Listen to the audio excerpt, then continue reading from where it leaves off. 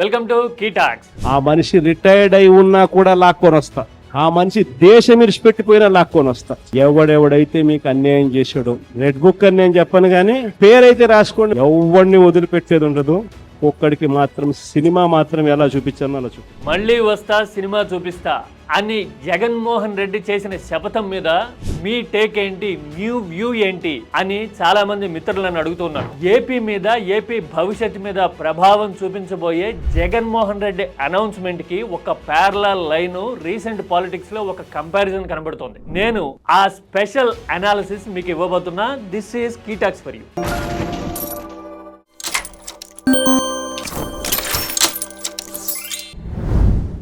ఎన్ని నిర్బంధాలైనా పెట్టండి, ఎన్ని కేసులైనా పెట్టండి, ఎన్ని విచారణలైనా వేయండి, మీరు ఎంత అణిచాలనుకుంటారో అణిచేందుకు ప్రయత్నించండి. నేను మాత్రం నిలబడతా, మళ్ళీ వస్తా అని జగన్ చెప్పడంలో ఒక కన్విక్షన్ కనబడుతుంది. మీరు గుర్తుపెట్టుకోండి, మిమ్మల్ని ఎవరైతే పని కట్టుకుని టార్గెట్ చేశారో వాళ్ళ అందరికీ నేను సమాధానం చెప్తా అని పార్టీ కాడర్కి, నమ్ముకున్న వాళ్ళకి జగన్ భరోసా ఇచ్చేందుకు తనదైన ప్రయత్నం చేస్తూ ఉన్నారు. నిజానికి ఒక పార్టీ ఓడిన తర్వాత, రాజకీయంగా బలహీనపడిన తర్వాత ఎదురుదాడి ఖచ్చితంగా ఎదుర్కొంటుంది. కానీ ఈ ఎదురుదాడిని ఎలా తిప్పి కొడతారు, ఎంత సమర్థంగా, ఎంత బలంగా నిలబడగలుగుతారు అనేది రాజకీయ పోరాటానికి ఒక తులాభారంగా కనబడుతుంది. ఇదే తులాభారంలో చూస్తే గనక జగన్మోహన్ రెడ్డి నిలబడుతున్న తీరుకి, అమెరికా ప్రస్తుత అధ్యక్షుడు ట్రంప్ పోరాడిన తీరుకి మధ్య ఒక పోలిక కనబడుతుంది. 2020 అధ్యక్ష ఎన్నికల్లో ట్రంప్ ఓడిన తర్వాత ఒక ప్రకటన చేశారు.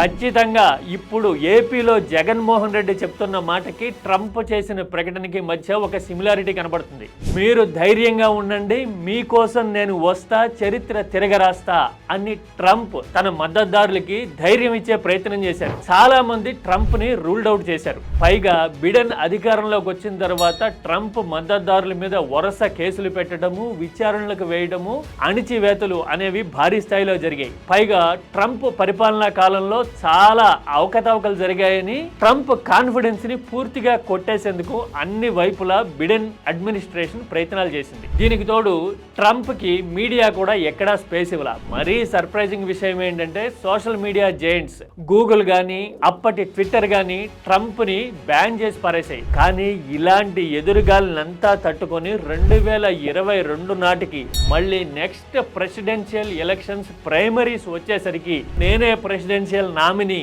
అని ప్రకటించడం చూసి ప్రపంచం ఉలిక్కిపడింది. అవునా, ట్రంప్ మళ్ళీ వస్తాడా అని చెప్పి. అయితే భారీ అంచనాలతో అధికారంలోకి వచ్చిన పెద్ద అయిన బిడెన్ ఆ ఎక్స్పెక్టేషన్స్ ని అందుకోవడంలో ఫెయిల్ అయ్యారు. పైగా వయోభారం పెరిగి ఎప్పుడు ఏది మాట్లాడుతున్నారో తెలియడం లేదు అనే చర్చ అమెరికా అంతా జరిగింది. సరిగ్గా ఇదే సమయంలో ఉప అధ్యక్షురాలుగా ఉన్న కమలా హారిస్ అసలు అధ్యక్షుడి కంటే ఎక్కువ లైమ్ లైట్ లో ఉండటము, పాపులారిటీ పొందడం అనేది కాన్ఫ్లిక్ట్ కి కారణమైంది.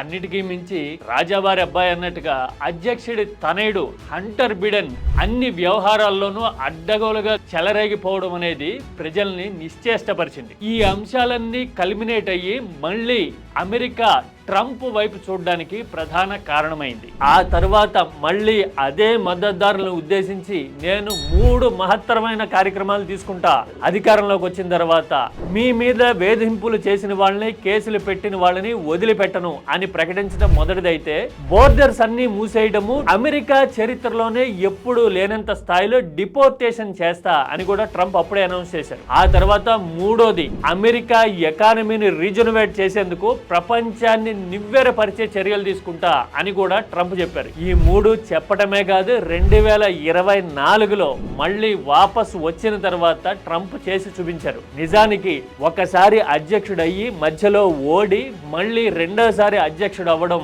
అనేది గత 125 సంవత్సరాల అమెరికన్ చరిత్రలో మొదటిసారి. ఇది ట్రంప్ కి మాత్రమే సాధ్యమైన అద్భుతం అని చెప్పాలి. బహుశా ఆర్థిక విధానాలు ఎప్పుడు ఇలాగే ఉంటాయి. మనం అడవిలో చూస్తూ ఉంటాం, సింహానికి వేట అయితే మరో జీవికి అది ప్రాణ సంకటం అవుతుంది. బహుశా ట్రంప్ రాజకీయ పోరాటం కూడా ఇట్లాగే ఉంది. ఇప్పుడు ఈ కంపారిజన్ చూస్తే నేను మళ్ళీ వస్తా, నిలబడతా, అందరికీ మనం సమాధానం చెప్దాం, ఏపీ కోసం, నమ్ముకున్న కార్యకర్తల కోసం, అంతకు మించి ఏపీ ప్రజల కోసం నేను నిలబడతా అని జగన్ చూపిస్తున్న కన్విక్షన్ ఇలాగే కనబడుతోంది. మీరేమంటారు? This is key talks for you.